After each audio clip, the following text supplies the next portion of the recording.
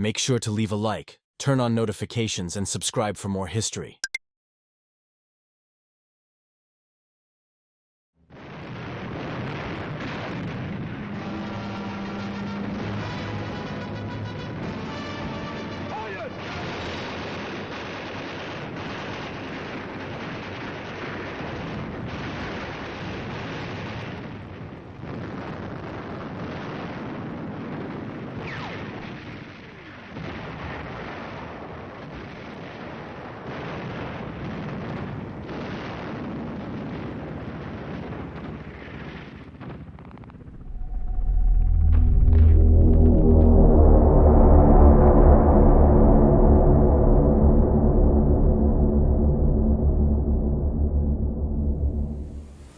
The war to end all wars, or at least we thought it was.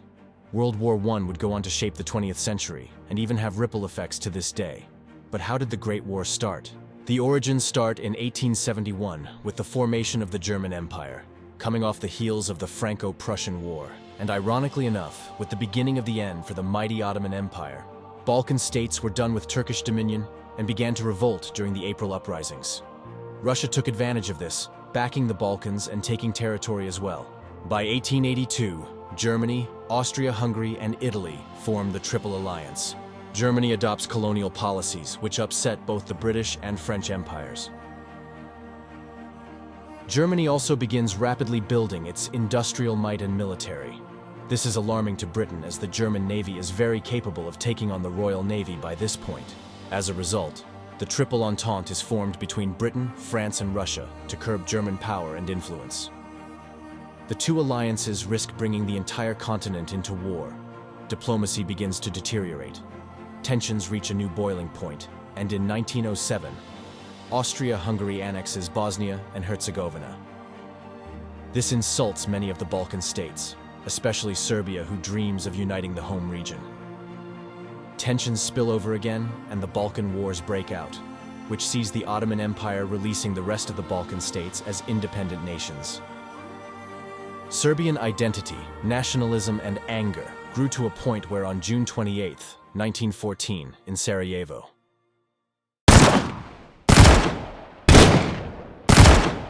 heir to the Austro-Hungarian throne, Archduke Franz Ferdinand and his wife Sophie were assassinated by Gavrilo Princip, a Serb nationalist who, because of his perceived threat to Serbian independence, wanted to destroy Austro-Hungarian rule in the Balkans and unite the South Slav peoples. In the aftermath, Austria-Hungary blamed Serbia for the attack, and on July 28, 1914, Austria-Hungary declares war on Serbia. Russia backs Serbia and begins a mobilization of troops along the country borders. Germany backs Austria-Hungary and declares war on Russia. Following that, Germany also enacts the Schlieffen Plan to invade France. On August 3, 1914, Germany declares war on France and invades Luxembourg. Germany sends an ultimatum to Belgium, which refuses, insisting on its neutrality. Britain guarantees Belgian neutrality. Soon after, Britain declares war on Germany.